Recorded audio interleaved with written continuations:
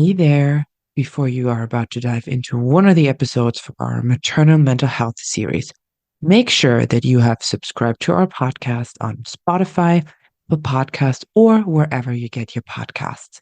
If you like this episode, we would appreciate if you spread the word and recommend or even forward this episode or the whole podcast in general to another parent or to anyone who you think should be listening to this. If you find yourself asking, how can you support us?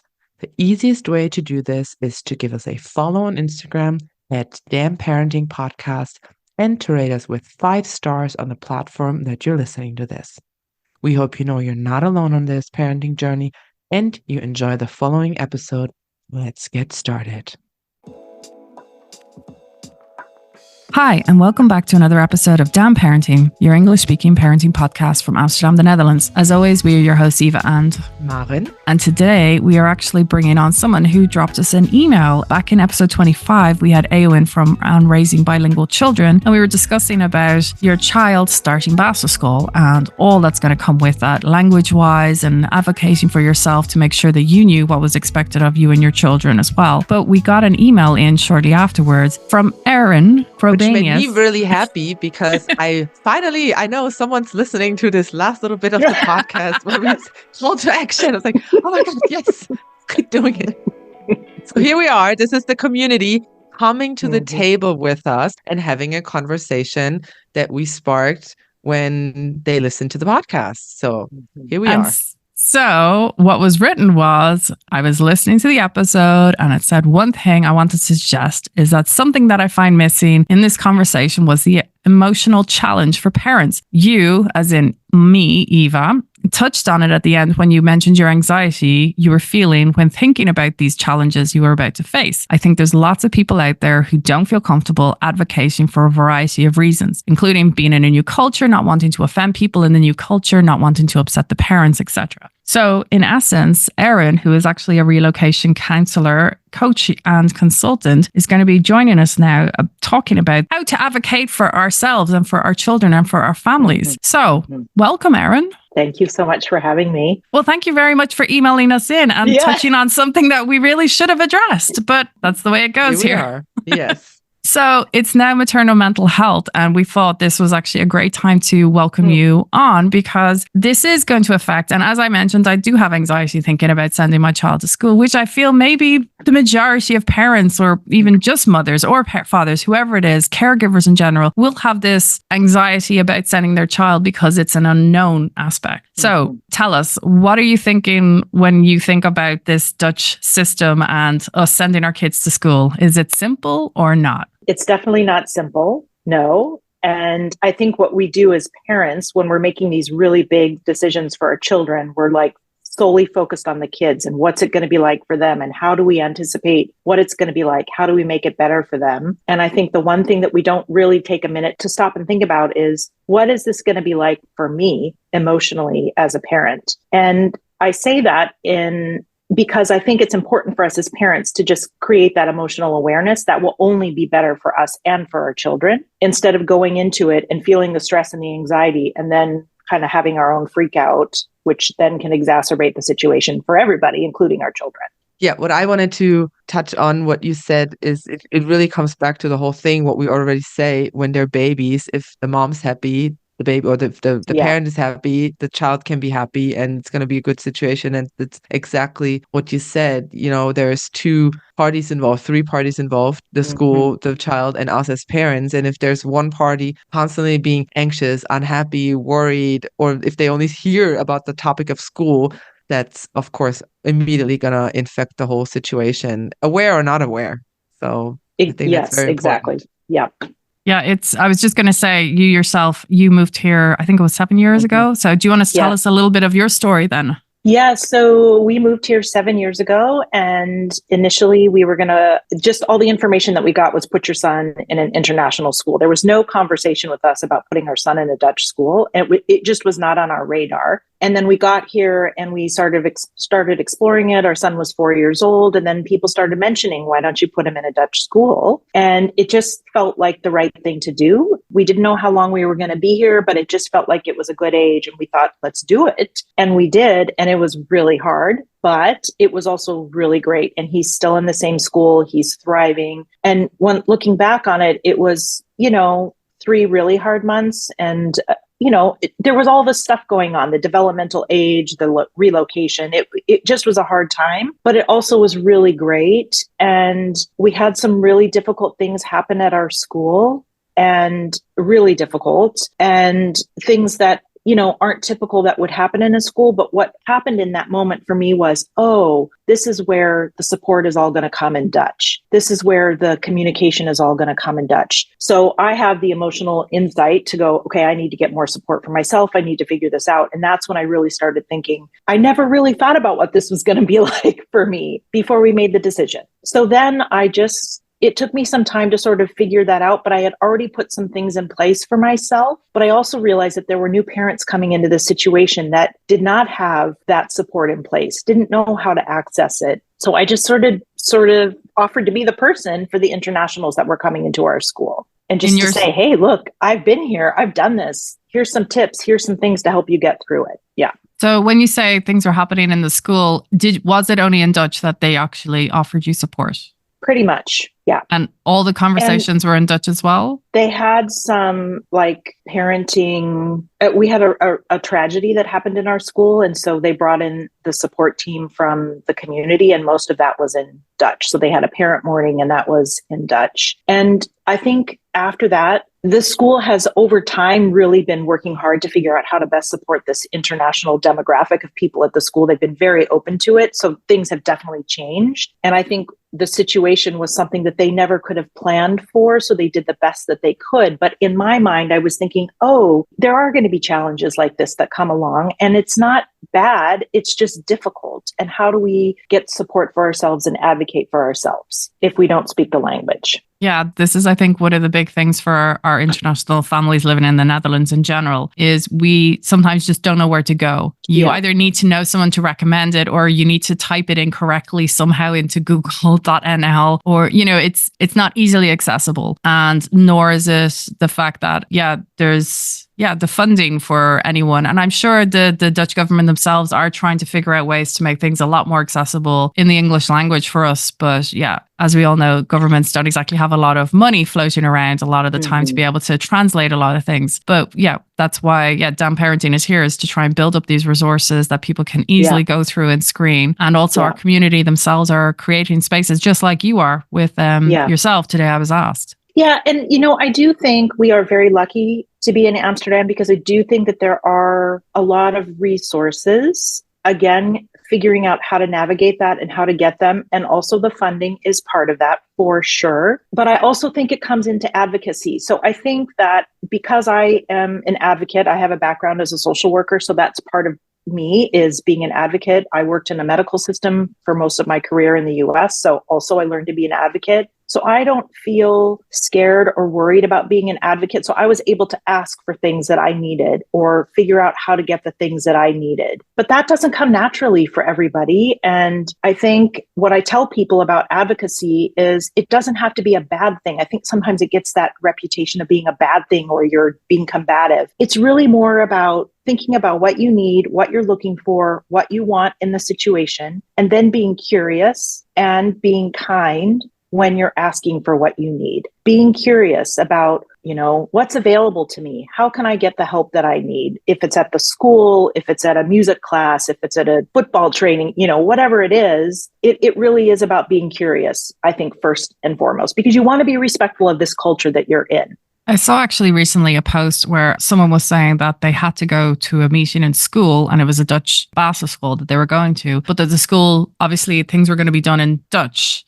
And so they were told, you're going to have to bring someone else in. And so they just were panicked, and they were on the platform saying, what do I do? I've got to go in tomorrow. So someone recommended, why don't you ask one of your coworkers? Why don't you ask a neighbor? Can you ask someone? Because as long as they understand in Dutch, they can somehow figure out how to translate that into English for you. So, but these can also be struggles, especially for moms though, who are at home a stay-at-home Yeah. mom, for example, what are Yeah. they meant to do? Because we don't have those people in our lives, essentially. So, but you have a built-in community at your school. So what I tell people is ahead of time, before you enroll your child in Bassus school, before you move here and you decide you're going to put your child in a Dutch school, contact your school. These schools that are bringing in all these international families, they're supportive. They are. You just have to ask for what you need. So see if they have a buddy that they can connect you with. Some schools do have buddy systems, but if they don't, I did this before I even moved to Amsterdam. I called the school and said, is there anyone there that's been through a similar situation that would be willing to talk to me? And I also did the same for somebody else that came here. So the school is a good jumping off point. Go to the playground. And when you go to the playground, don't be on your phone. Stand there and be available. Be open to hearing people, introducing yourself to people, overhearing English language or whatever your language is. I think my biggest advocates, my best supports are from my school playground. I didn't have a job when I got here. I was a stay-at-home mom for the first time ever. And I just connected. I went to the school. I asked the teacher, what can I do to help? I don't speak the language, but how can I help? Volunteer for things that don't involve speaking. You can help set up the Christmas decorations. You can help take down the Sinterklaas decorations. You can set up for a school thing that's happening on the playground. Even you could go on field trips, which are exciting.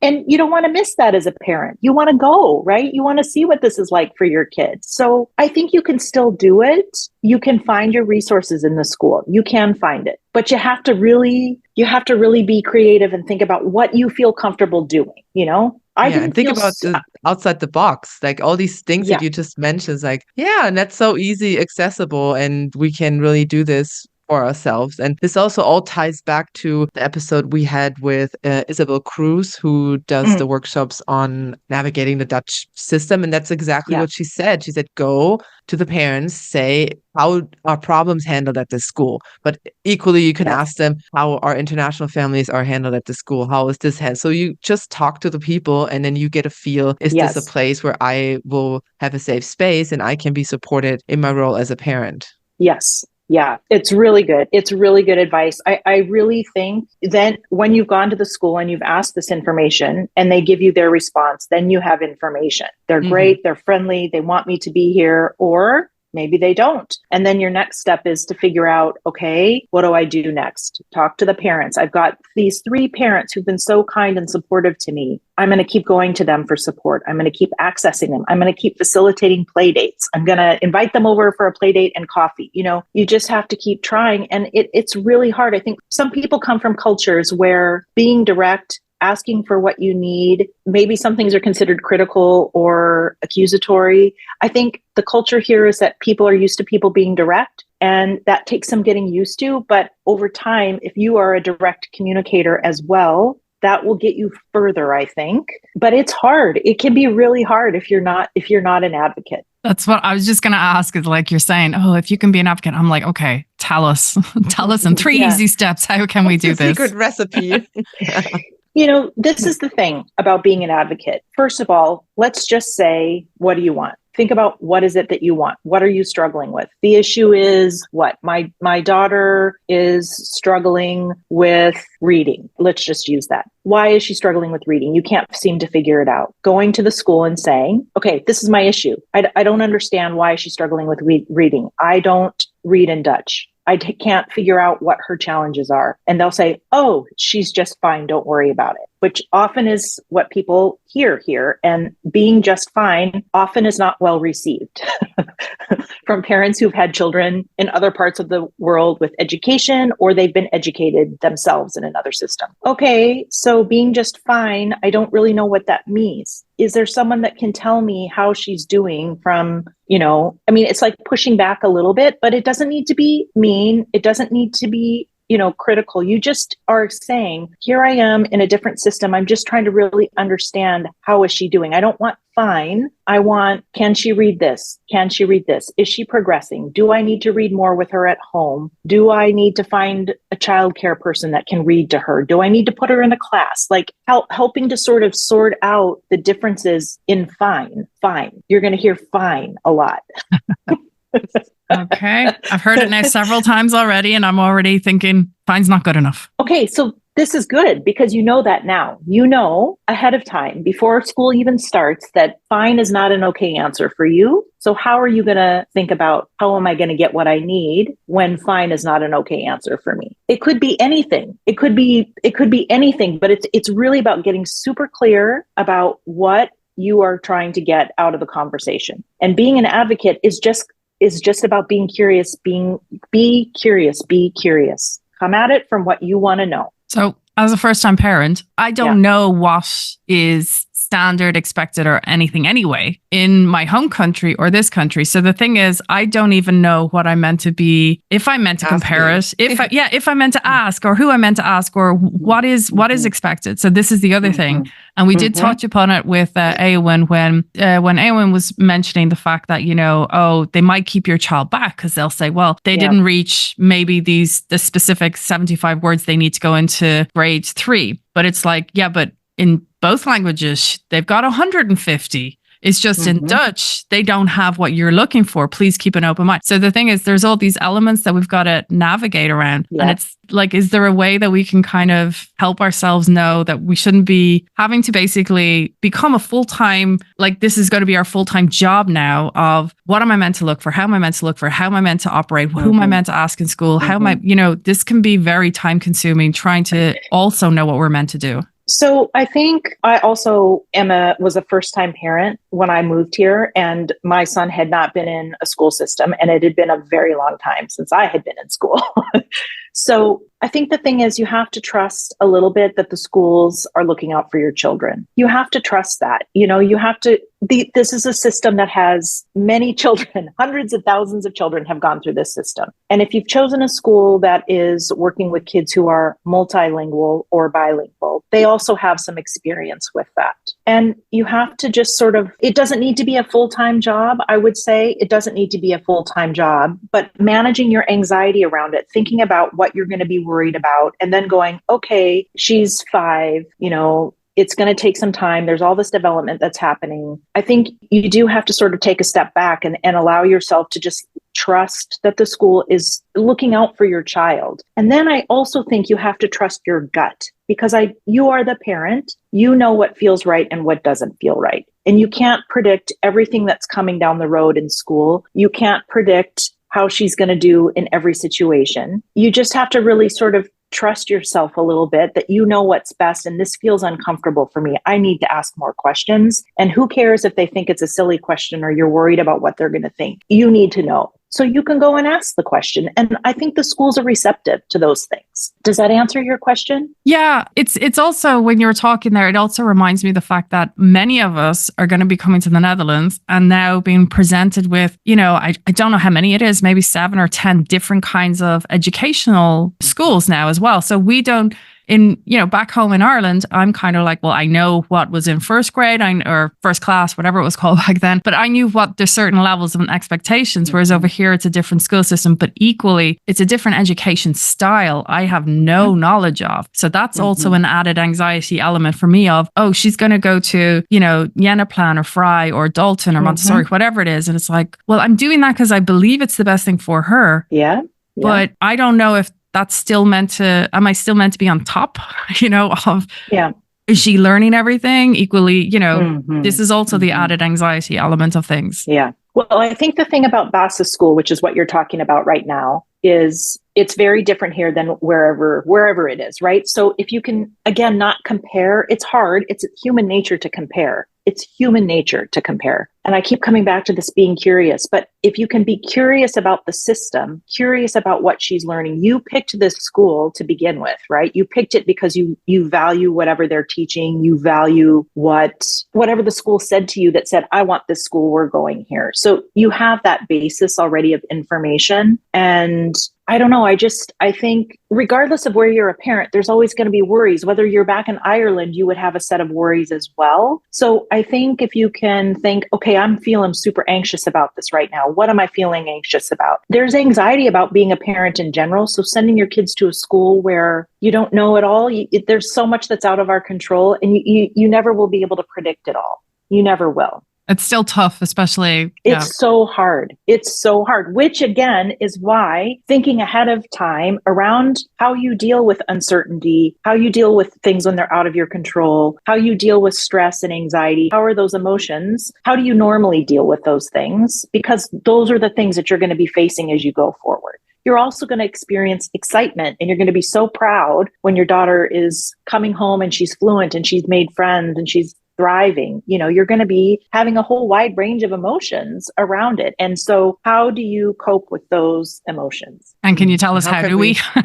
How do we prepare best, right? It's like the first thing about preparing is identifying how you cope with these things. So if you think about other stressful times in your life, how have you coped with it? What is your support in place? You've maybe had an illness. You've had stressful time with family. Whatever it is, how did you cope? Did you just plow through and not really deal with it? Or did you take some time? I think it's super important for you to establish, I'm going to go for a walk today. I'm going to go for a run today. I'm going to call my best friend and vent. Maybe I need a therapist. Maybe I need to talk to somebody for counseling. Maybe it's just to talk to somebody who's been through it. But this preparation, thinking ahead of time around your feelings and emotions and how you cope with things, when you face the anxiety or the worry or the concern, when you're in it, you can go, oh, okay, I'm feeling anxious. I'm feeling it in my body. I need to call someone. I need to go for a run. I need to deep breathe.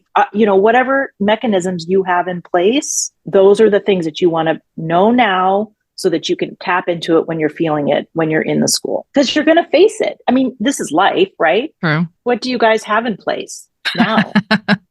This episode? Perfect.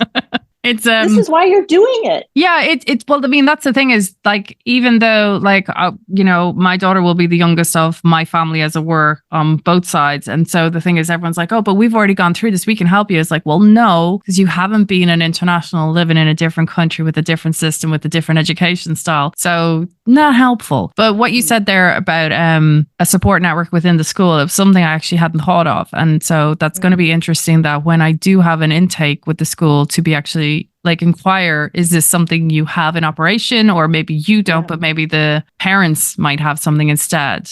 And if they don't, you can just say, do you have one person that you could connect me to that could help me, that has been through this, and that I can talk to and ask questions about, as being a parent, what it's like. And as always, I've also seen all those people on the social media platforms saying, my child is going to X school. If you have a child, so equally, I guess that's also a benefit. Yeah, just talking about it and make yourself seen also, right? I mean, it's like, also you can tell them, here I am. If there's someone who has not the courage to come forward and has been hiding, I'm going to be the trailblazer. I'm here. So if anyone wants me, then let's get in contact. That's also then the other way to do it around, to help these people who are not as brave and don't are advocating. Yeah. I mean, I think after I had gone through the first year, a woman came, a friend of mine, she's a friend of mine now, they came to our school, and that first day when she dropped her daughter off, I just knew I could see what was happening, and I could just imagine what she was going through. And I just went up to her and said, look, I get it. I know it's really hard, and she's going to be okay. And let's talk. And that's it. It's not, you don't have to be a therapist. You just have to be a kind-hearted person paying attention. And when you go through this, you will be that person, and you may see someone that will do that for you when you go. So when you're mentioning this, it makes me wonder if there are parents who come here with their second, third, or fourth child maybe, and they've already sent their first child to school back home, and now they come over here. I'm just wondering, is there emotional difference of that feeling? Is it intensified? Is it more worry? Is it, more stress because it's a different language? Or I'm just wondering about those kind of aspects. So we're talking about kids who they say can go into school at 4 and will learn another language, that they're sponges, all these things. Of course, it's not super easy for everybody, and everyone is individual. But there are plenty of families that come here whose kids have to go into the newcomers classes, and they're 9 or 10, and they've been in their school in the US or in the UK or wherever they've been, Germany. And that is a whole nother level of stress. And for people who are in the newcomers class, they also have a built-in support system right there all those parents are experiencing the same thing. And if the school isn't helping you to navigate and get connected to those parents, then you can take that on yourself. You can be the person, like you were saying, Maren, about just being the person. Does anyone want to get together for coffee afterwards? Bring a thermos of coffee and stand out on the playground after drop off and pour coffee for everyone. I mean, it just can be very simple things, but your system is there with those parents because they're all the same, and it's hard. Yeah, I'm already thinking I'm going to get emotional now, even thinking about that first school drop off. Oh, yeah, for sure. Oh, my. I remember how happy Charlie was when I dropped him off. And then I just cried the whole way home on my bike. Part of it was like, oh, my God, he can't believe he's going to school. Part of it is, oh, my God, what have we done? Have I made the worst decision of my life? I think for me, it's like, oh, they're not a baby anymore, which I'm being told weekly for the last year and a half. So. Isn't that nice? Yes. We made it. I know. Well, yeah, I think you've given us some really good tips there. Thank you for that. I mean, there's things there I hadn't thought of. And I really think that that's actually of great benefit of just standing outside, of just waiting, of listening to accents. Are you speaking English? Are you speaking German? Or whatever it might be. Yeah. And also just even asking the school directly themselves to ask them. Because none of us want to be that pushy foreigner who is asking too many questions or being constantly in the school, bothering them. But I also think you also can do that. If you can at some point think to yourself, okay, I don't really care right now how the school thinks about me. I just have some really serious questions that are driving me mad, and I need to go in and ask questions. I think at some point you may have to just let go of your worry about what the school thinks about you and go in with respect, go in with kindness, and ask the questions that you need to ask. And the other thing I just want to say that might happen, and this also happens at our school, is that they have a parent night every year, and the whole school gets together, and then they changed it this year, but for years they have a parent night. Everybody comes together, and then you individually go to the parent classes, and then they talk to you about what the curriculum's going to be for the year. And I mean, for 6 years, I sat there not understanding a single word. And it was hard, but there were people there that helped me. There were people there that got it, that translated, that interpreted. The school actually over time interpreted, and now they've changed the format of it. But I still would encourage you to go to things like that, even if you don't understand it, even if you think, why bother? I don't understand it. You get so much out of it, and you will connect with people if you do that. Well, that's a great one. Yeah. Well, that's evident. That's for sure. Erin, thank you for dropping us that email, and thank you for joining us now on our Maternal Mental Health Month. Listeners, if you also want to let us know as well, you can always give us some feedback about something you've heard, just like Erin has. We'll be able to share Erin's details and the show notes. You can find her on Instagram on Today I Was Asked. Erin, thank you again. Thank you guys so much. And I love the podcast. I only wish it was happening when I moved here 7 years ago. Thank you. Thank you.